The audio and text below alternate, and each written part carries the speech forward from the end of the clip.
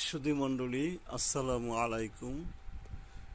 সবাইকে শুভেচ্ছা জানিয়ে একটি গুরুত্বপূর্ণ বিষয়ে আপনাদের দৃষ্টি আকর্ষণ করতে চাচ্ছি। আর বিষয়টি হলো, আমরা প্রতিনিয়ত ধর্মীয় কার্যাবলী সম্পাদন করে থাকি, কিন্তু অধিকাংশ মানুষই আমরা জানি না আমরা কি পড়ছি, অর্থাৎ এর অর্থ বুঝি না। এখন অনেকেই বলবেন যে আমরা তো আরবির অর্থ জানি না। কথা সত্য, কিন্তু তাই বলে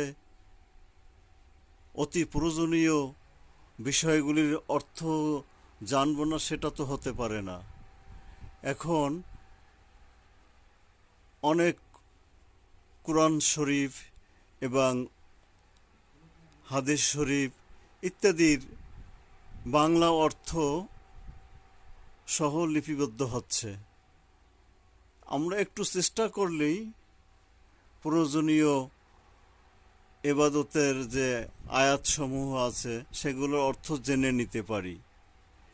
বেশি কিছু দরকার নেই, একটা অ্যান্ড্রয়েড ফোন থাকলে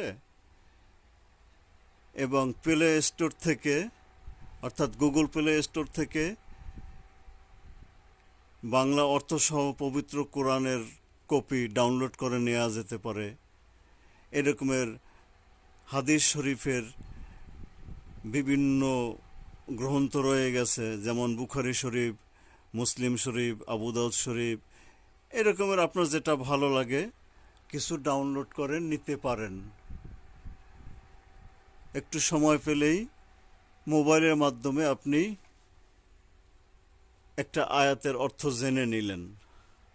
এরকমের চেষ্টা থাকলে দেখবেন যে আস্তে আস্তে প্রয়োজনীয় আয়াতগুলির অর্থ আপনি জেনে গেছেন। আর এটাই হলো সবচেয়ে প্রকৃষ্ট উপায়। যখন আপনি অর্থ জানবেন তখন মানতে যেমন সুবিধা হবে, নিজের ভালো লাগার সৃষ্টি হবে এবং সৃষ্টিকর্তাকেও বুঝতে সুবিধা হবে। এখন শুধু অন্ধের মতো রুকু করি, সেজদা করি, কিছুই জানি না, কিছুই বুঝি না, এ তো হওয়া উচিত না। এখন মানুষের মিনিমাম শিক্ষা সবাই অর্জন করতেছেন। একটু ইচ্ছা করলেই সব কিছু এখন নিজের ভাষায় জানা সম্ভব।